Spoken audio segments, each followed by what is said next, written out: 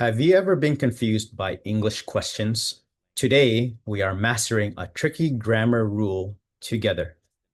What is the difference between who saw you and who did you see? Let's find out.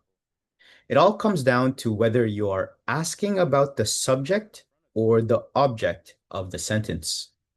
Don't worry, it's actually much simpler than it looks once you break it down. We use subject questions when we want to know who did the action. For example, who saw you? We use object questions when we want to know who received the action. For example, who did you see? Notice how object questions need a helping verb like did, but subject questions do not. Now you can ask the right questions perfectly every single time you speak. Keep practicing and your confidence will skyrocket. You've got this. If you want to speak and write English fluently without speaking and second guessing yourself, hit that play button.